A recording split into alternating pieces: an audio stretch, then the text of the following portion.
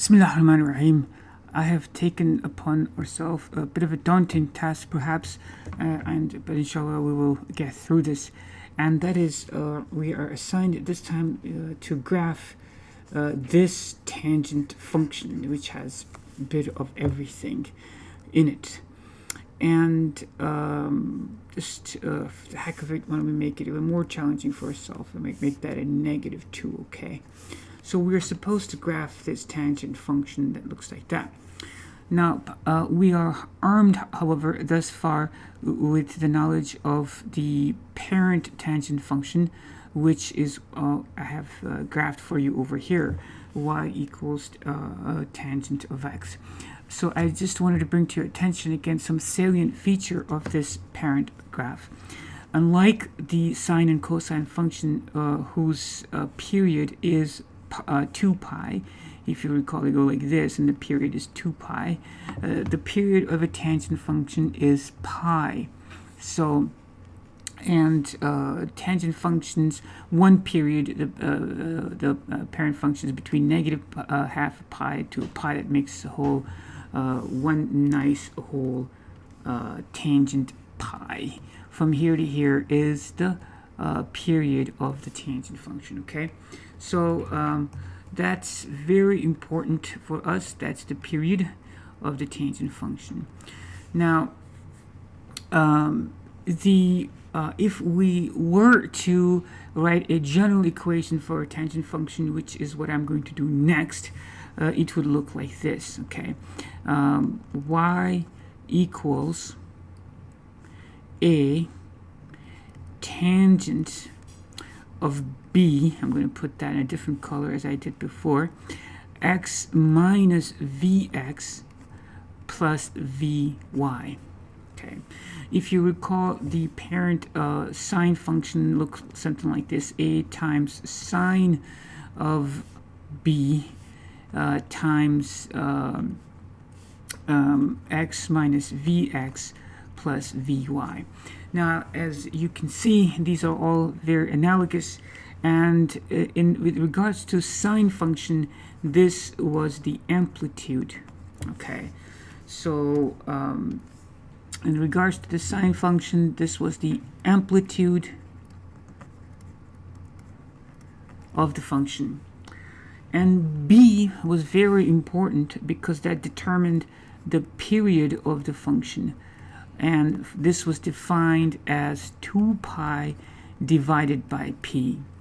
Now, for the tangent function, the period is going to be defined differently.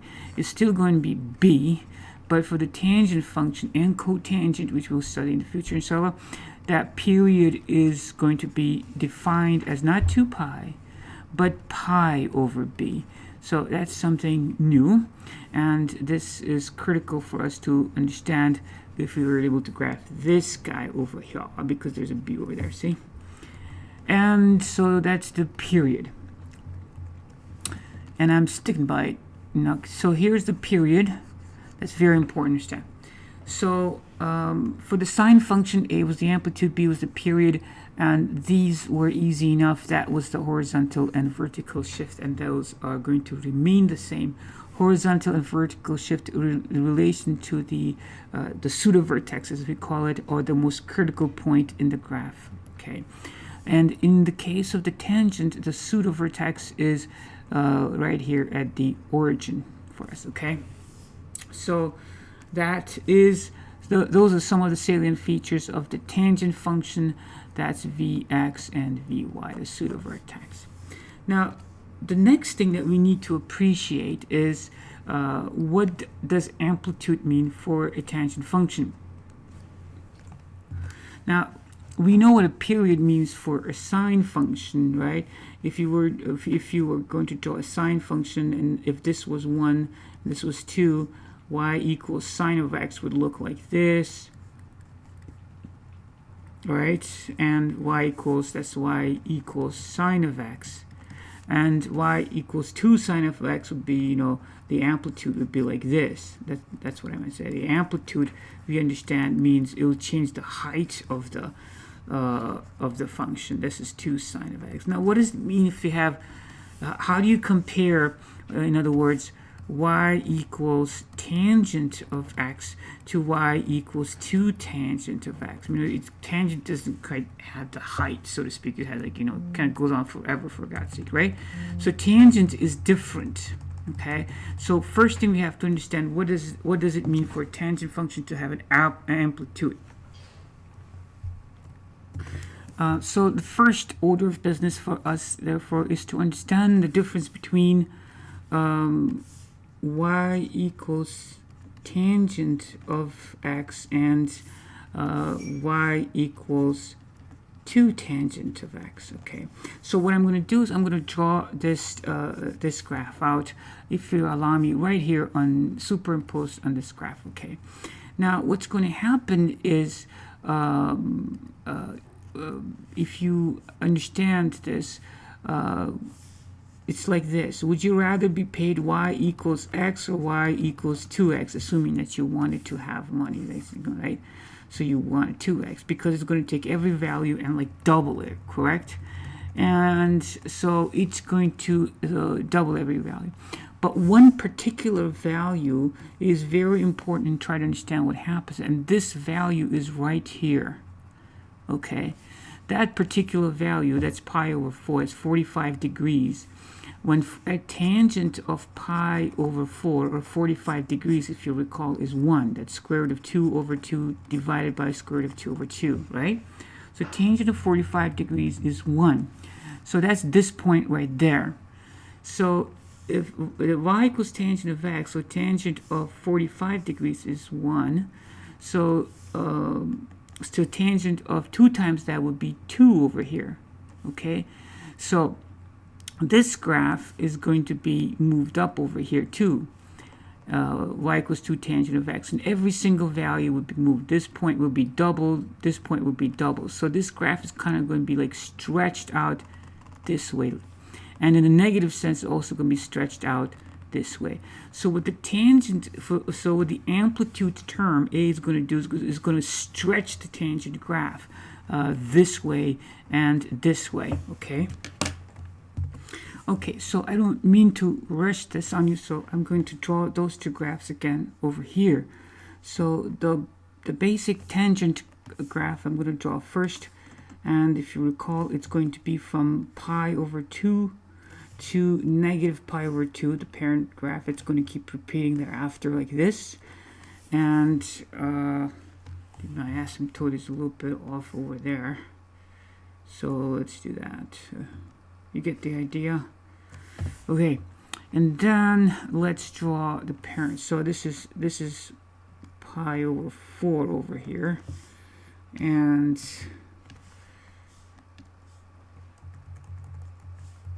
patience. That's this point right there, and that's negative pi over 4. So that's 90 degrees, 45 degrees. At pi over 4, which is 45 degrees, tangent is going to be 1. I have labeled 1 over here. Okay, and 0 here, and this is negative 1, so it's like this. Okay, so the tangent curve is going to, the normal tangent curve, I'm sorry, I'm going to, if you allow me, I'm going to call this 1, I'm going to call this 2, and that 3, so negative 1, negative 2. So normal tangent pi over 4, it's going to be 1, negative pi is going to be like this. Okay, so this is the y equals tangent of x graph, and it's going to go forever like this, and it's going to go to like that towards the asymptote. So that is y equals tangent of x. See, when you try to graph y equals 2 tangent of x, we have to understand what the 2 tangent will do. We'll take every point of the graph and double it. Every point of the graph and double it like this. Okay, and among those points, the most critical point is this one. It's going to be 1, is going to go to 2. So what you do is you get that point, and the rest of the graph kind of just stretches around it like this. Get this point and just stretches around it like that. Okay, so, and then if you had y equals 3 tangent of x, y equals 3 tangent of x, that's going to stretch it some more. This point, which is 45 degrees, so this 45 degree point, pi over 4, becomes very important landmark. At that point, when the tangent is 1, because at pi over 4, tangent of pi over 4 like this, 3 tangent of that. So this is going to be 3 times tangent of pi over 4 is 1, and that's going to be 3. So that graph is going to be stretched even more, and the whole thing is going to be stretched like this. Oh, like that. You follow? So the amplitude refers to like the stretching of the tangent, which if you think about it, is also kind of like the stretching of the sine and cosine. So that's what the amplitude does to a tangent function. So I have here drawn y equals tangent of x function right here. As you can see, this is y equals tangent of x, goes to 0, 0, has an asymptote at pi over 2 and negative pi over 2. And now I'm going to draw out y equals 2 tangent of x, and you can see it's, let's zoom out a little bit, see it's going like that. And if you make that 3 tangent of x, it's going to even go stretch out more, but still tangent graph, right? Like that. Now, if, for example, I wanted to do a negative 2 tangent of x, okay, then what's going to happen is it's going to be like, it's going to go to 2, and then the whole thing is going to be flipped, right? It's going to be like this. It's going to be 2 over there, and it's going to be 2 over here, and the graph is going to be stretched and flipped at the same time, which is what's happening over here, see? So the negative, the graph is going to go, it's kind of tough to draw over here. I'm going to try, right? I'm going to do a Renoir, and this is going to be artistic, impressionistic graph. There you go. So this is going to be, so y equals negative 2 tangent of x. This is going to be a mirror image, a reflection about the x-axis because of the negative, and it's going to stretch. So it's going to go from here to here, so to speak, and the whole graph is going to stretch. So pi over 4 is going to go to negative 2 over here. So that's y equals negative 2 tangent of x. Okay? Now, the next thing that we have to appreciate is simply the shifts, the horizontal shift and the vertical shift, and they remain the same. So let me summarize this before we go on. Then, so y equals a tangent of b. I'm putting that in a different color, and x minus vx plus vy. So now we understand the meaning of the amplitude, and it's the stretching of the graph, and b determines the period, and the period is defined by 2 pi over b, and not is pi over b for tangent and cotangent, and not 2 pi over b. And the horizontal vertical shift are going to be related to the pseudo-vertex. In this case, that's it's going to be the origin over here. Now we are armed and reasonably dangerous, so to speak, to try to graph this, and so let's try to do it, inshallah. Okay, so in regards to our function that we want to do, now you immediately recognize that this 2 is inside the parentheses, so we're going to have to factor that out before we do anything, okay? So to bring it in this form.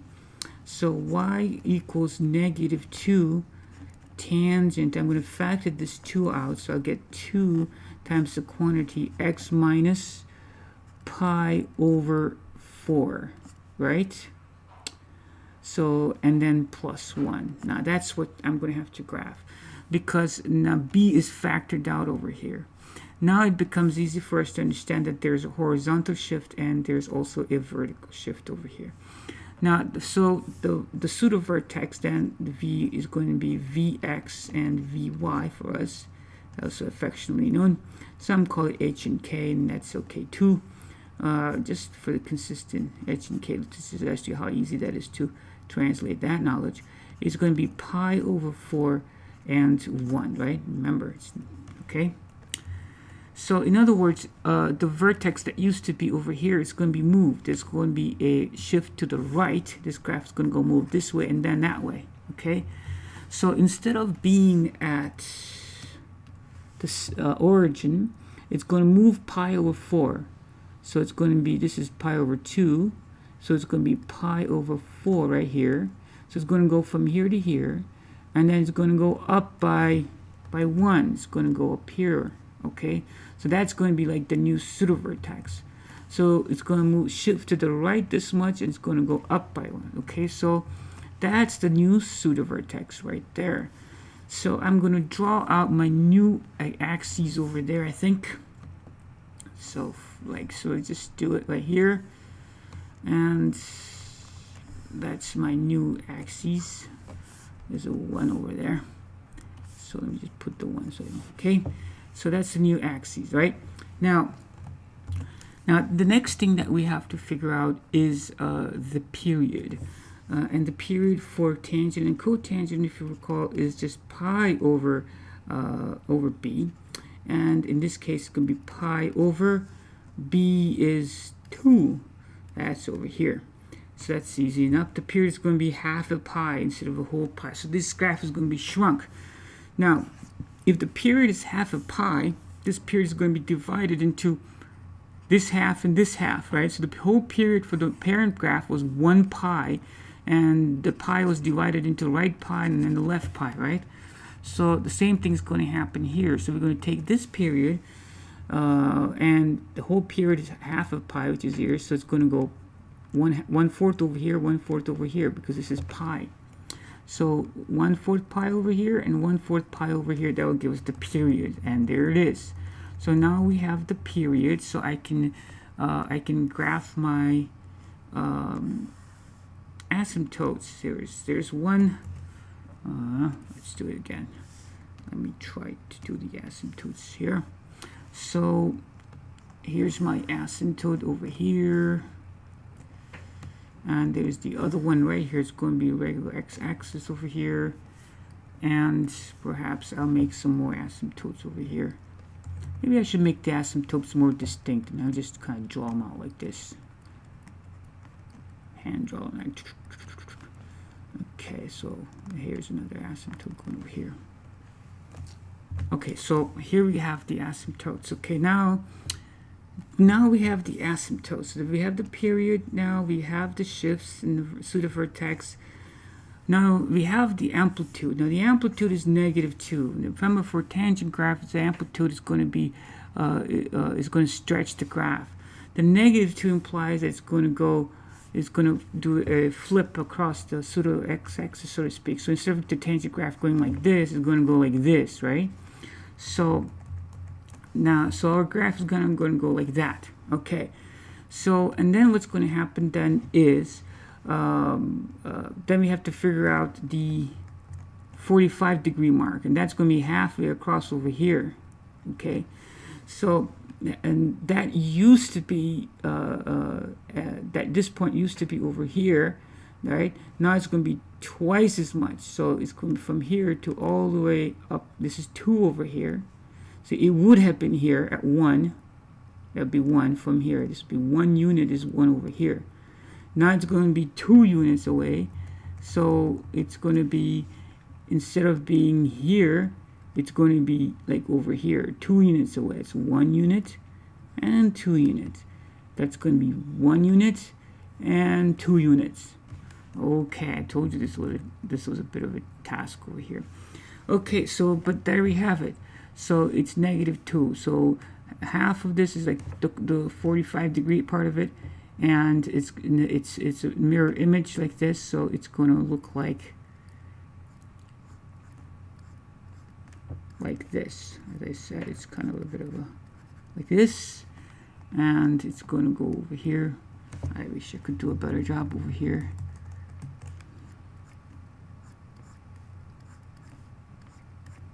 You get the idea. And here it's going to go like that. Okay, so that's our tangent graph.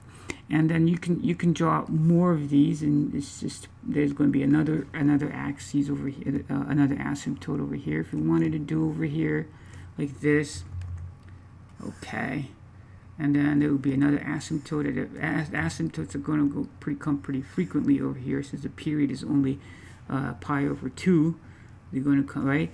And then you can just keep drawing these as it's not to your heart's content. You have to make them pretty. I should have made one smaller here like this.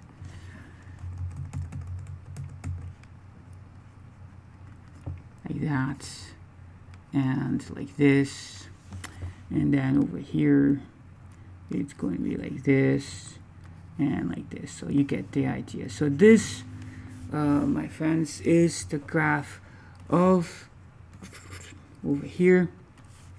Okay, y equals -2 tangent of the quantity 2x minus pi over 2 plus 1. Okay, so I know it was quite a bit of stuff, but I hope you appreciated it.